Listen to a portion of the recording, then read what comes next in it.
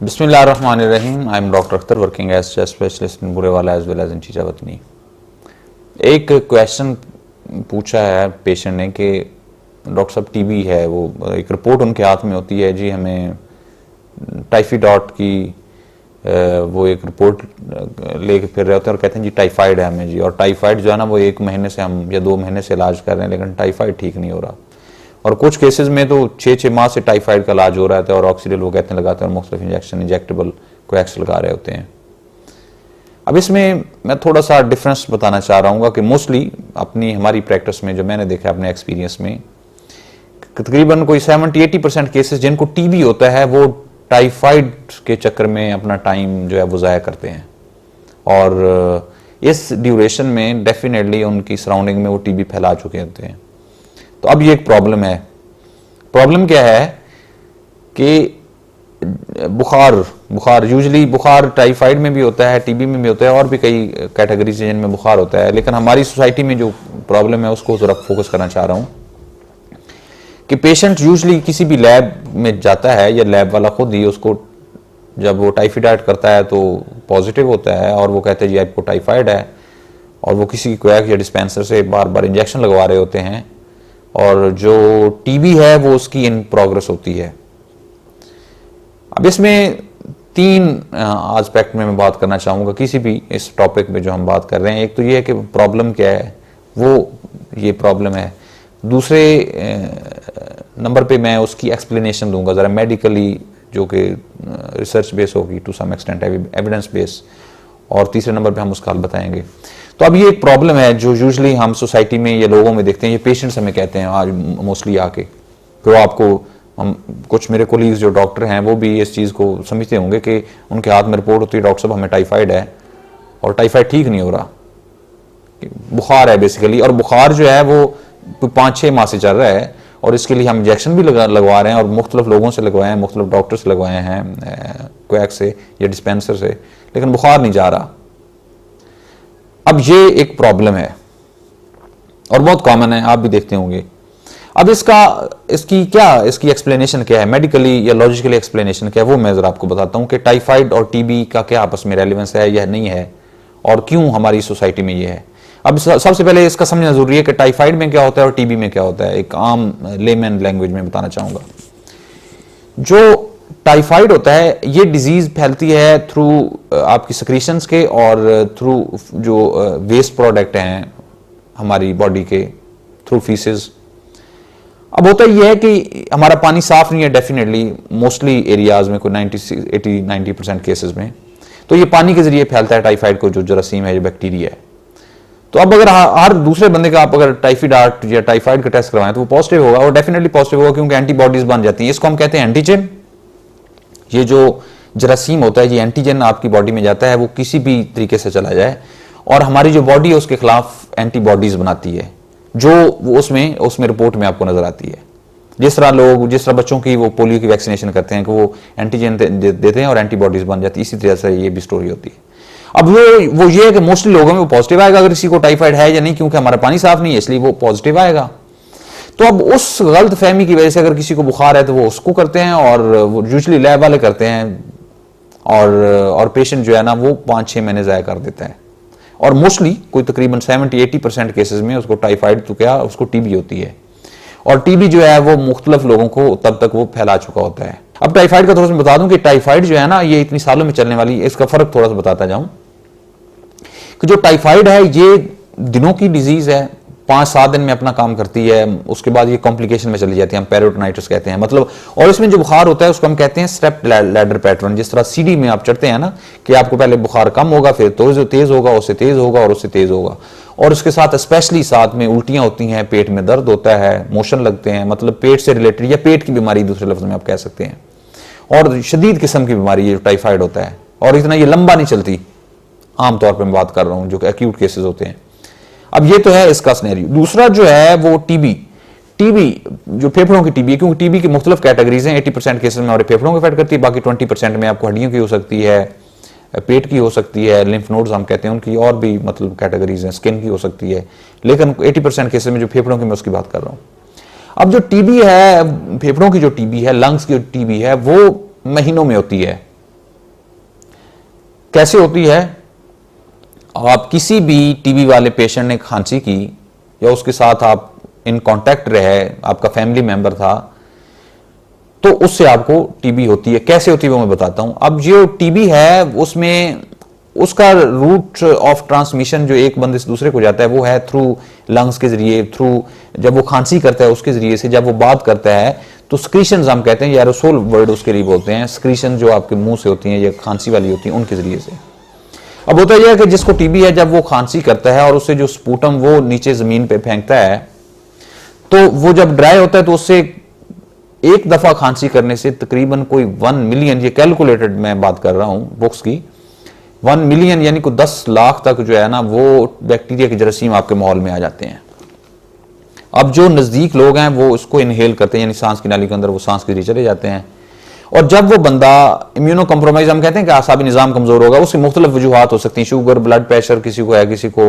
जो है ना वो ओल्ड एज में हो सकता है, बच्चों में, औरतें, ये सारे इम्यूनो कम्प्रोमाइज होते हैं, या किसी को एड्स वगैरह हो जाए उसमें, तो जब वो उसको होगा तो उस टाइम उसको टीबी हो जाएगी। अदरवाइज 90% केसेस में बॉडी उसको खुद ही खत्म कर देती है। तो अब इसमें इंपॉर्टेंट बात यह है कि जब आपका एक्सपोजर होता है टीबी के जरासीमों से, आपकी वो बॉडी में जाते हैं, अब मेन चीज है, और वो कई महीने लगते हैं आपको उसमें होते हैं, और उसकी सिम्टम भी ऐसे आती हैं, मतलब ऐसा ऐसा उसमें हल्का सा बुखार होता है शाम के टाइम, मोस्टली लोगों को असर के बाद हल्का हल्का बुखार रहता है, कमजोरी होना शुरू हो जाती है, थकावट रहती है,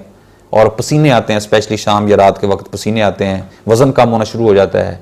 और ये कई महीनों में होता है, 2, 3, 4 महीने में होता है। अब ये तो इसकी टीबी की स्टोरी है। टाइफाइड में बताया कि चंद दिनों में प्रॉब्लम होता है, 5-7 दिन में होता है, उसके बाद वो अपनी कॉम्प्लिकेशन में यूजली 5-7 दिन में होता है, उसके बाद वो अपनी कॉम्प्लिकेशन में यूजली चला जाता है। तो अब इसमें बताने की बात यह है कि जब ये टीबी वाला मरीज टाइफाइड के चक्कर में वो मेडिसिन लेता रहता है और इधर ये खांसी कर रहा है, जो भी कर रहा है, और उसके साथ वाले इफेक्ट हो रहे हैं, उनको टीबी वो मुंतकिल कर रहा है, और जब वो 6 या 7, 8 साल 8 माह के बाद जब वो किसी स्पेशलिस्ट के पास जाता है, और यूजली जब हम उसका एक्सरे करवा के देखते हैं तो उसमें उसका तकरीबन वो हम उसको कहते हैं कि वो एक्सटेंसिव टीबी हो चुकी होती है, यानी उसका पूरा एक लंग या एक हाफ दोनों साइड में इफेक्ट हो चुके होते हैं। तो अब इसमें जो चीज मैं बताना चाह रहा हूं कि अगर किसी को बुखार है और महीनों से बुखार है, या खांसी है कई महीनों से है, या वजन कम हो रहा है, मतलब इस तरह की अलामतें, ये मुख्तलिफ डिजीज में हो सकती हैं, लेकिन स्पेशली मैं टीबी की बात कर रहा हूं, और वो टाइफाइड के चक्कर में है कि टाइफाइड का टेस्ट करवा रहा है, पॉजिटिव आ रहा है, तो उसमें उसके पॉजिटिव होने की वजह बता दी कि क्या है, वो हर दूसरे बंदे में आ जाएगा क्योंकि हमारे पानी की वजह से ये फीसेज में होता है। और टीबी में जो है ना वो ये स्लोली डिजीज चल रही थी। तो अब इसमें काम की बात है, अगर इसको प्रॉपर डायग्नोज करवा लें, जल्दी किसी कंसल्टेंट को दिखाएं, तो उससे 2-3 फायदे आपको होंगे। एक तो यह है कि उसको प्रॉपर्ली ट्रीट किया जा सकेगा, उसका इलाज आप टाइमली कर सकेंगे। जब इसका टाइमली इलाज करते हैं तो 2-3 चीजों का फायदा होता है। एक तो डेफिनेटली आपने एक बंदे की टीबी खत्म कर दी, और ये क्योरेबल है, यानी 100% क्योरेबल है। इसमें जबरदस्त बात है कि आप इसको 100% इसका इलाज कर सकते हैं, क्योर कर सकते हैं, यानी खत्म कर सकते हैं दूसरे लफ्जों में। दूसरा इसका फायदा ये होता है कि आप दूसरे लोगों को नहीं फैलाते। जब जितना लेट होगा एक टीबी वाले पेशेंट, उसका जो बीमारी है, जितनी लेट डायग्नोज या तशखीस होगी, उतनी देर में जब वो खांसी वांसी कर रहा होगा, जब वो बातें कर रहा हो, उसके नजदीक जो लोग हैं उनको वो टीबी फैला रहा होगा। और तीसरा फायदा जो उस बंदे को होता है वो ये कि उसकी आगे ये टीबी अगर इसको प्रॉपर इलाज ना करें, जो बिगड़ी हुई टीबी बन जाती है उसमें, और उसका इलाज मुश्किल होता है। इसका आमतौर पर 6 माह का होता है, उसका 2 साल से उससे भी ज्यादा होता है। और उसमें जो है उसमें 50% चांसेस होते हैं ठीक होने के, इसमें 100% चांसेस होते हैं। तो अब इसमें जो मैं बताना चाह रहा हूं वो ये है कि अगर आपको इस तरह की कोई अलामतें हैं तो आप उसको एज अर्ली एज पॉसिबल किसी स्पेशलिस्ट को दिखाएं, ताकि उसका प्रॉपर इलाज किया जाए, और आप उसको टाइफाइड के चक्कर में उसको इलाज होने से ना रोकें। अब इसका इलाज कैसे करते हैं इसका टीबी का? उसमें सिंपल है कि उसका बलगम का टेस्ट भी किया जा सकता है, और वो कोई 50 to 80% केसेस में पॉजिटिव होता है, अदरवाइज नहीं भी होता। और फिर वो आपका क्लिनिशियन जो है उस पर फैसला करता है उसने इलाज करना है या नहीं करना। दूसरा ये है कि अगर आप प्रॉपर इलाज करवा लें तो इसमें बाद में फाइब्रोसिस हम कहते हैं कि वो सुखड़ जाते हैं फेफड़े, अगर उसको प्रॉपर इलाज ना किया जाए टीबी वाले मरीज का, तो बाद में उसको फिर सांस का मसला भी हो सकता है। तो अब ये सारी जो मैं मेडिकल एक्सप्लेनेशन दी है इसकी, कि एक जो बुखार वाला पेशेंट है और वो कई महीनों से उसको बुखार है, और वो टाइफाइड के चक्कर में मुख्तलिफ इंजेक्शंस लगाता फिर रहा है, और उसके एक तो वो अपना पैसे का वेस्ट कर रहा है, डेफिनेटली अपनी बॉडी का कर रहा है, और इधर उधर टीबी फैला रहा है। दूसरा उसका सिंपल सा हल है कि अगर आप किसी कंसल्टेंट को दिखाएं तो वो आपको प्रॉपर डायग्नोज करे, आपका इलाज करे, उससे आपको 3-4 फायदे होंगे। आप खुद बचेंगे, कॉम्प्लिकेशन से बचेंगे बीमारी की, इधर उधर फैलाएंगे नहीं, और आप उसका क्योर भी बड़ा ज़बरदस्त है। तो इसमें जो एक टेक होम मैसेज है, इसका जो हल है वो ये है कि अगर किसी को बुखार है, और अलामतें क्या होती है यूजुअली टीबी में, हल्का हल्का बुखार रहता है शाम के टाइम, पसीने आते हैं, वजन कम होता है, तो अगर ये अलामतें हैं तो उसको क्या करना चाहिए? अब दूसरों को बचाने के लिए क्या करना चाहिए? अब ये फैलती है आपकी सिक्रीशंस के जरिए, जो हम खांसी करते हैं या बात करते हैं। इसमें सिंपल क्या करना है, इसमें किसी के बर्तन जो है ना वो सेपरेट या अलहदा नहीं करने टीबी वाले मरीज के, उसमें करना यह है कि उसकी जो सिक्रीशंस जो होती हैं उनको आपने अलहदा रखना है। कैसे करना है? अब यह है कि वो मास्क लगाए। अब हमारे क्या होता है कि जिसको टीबी है वो तो नहीं लगाता, सराउंडिंग में सब लगा लेते हैं और सबको कोई फायदा नहीं होता। तो आपने क्या करना है, जिसको टीबी है उसको मास्क लगाना है, तो उससे कम से कम वो जो है वो सिक्रीशन नहीं आएंगी, उसकी जरासीम नहीं आएंगे। नंबर 1 करने का जो काम है। दूसरा करने का जो काम है वो उसकी जो सिक्रीशंस होंगी, जो बलगम स्पेशली उसकी होगी, उसको आप फौरन दफन करें। क्योंकि उसमें हजारों नहीं लाखों की मिकदार में जो बैक्टीरिया होते हैं, जो आपके स्पेशली बच्चों को, बूढ़ों को और फीमेल यानी औरतों को वो इफेक्ट करते हैं। एक तो आप उसको मास्क लगाएंगे जिसको टीबी है, दूसरा उसको आप उसकी medicine as early as possible शुरू करेंगे और अपनी निगरानी में देंगे। तीसरा आप ये करेंगे जो उसकी सिक्रीशंस होंगी यानी जो खांसी का मवाद है और वो उनको आप अलहदा से उसको दफन करेंगे, क्योंकि जब वो ड्राई हो जाते हैं तो उससे भी बैक्टीरिया निकल के आपको इफेक्ट करते हैं। और अगला काम ये करेंगे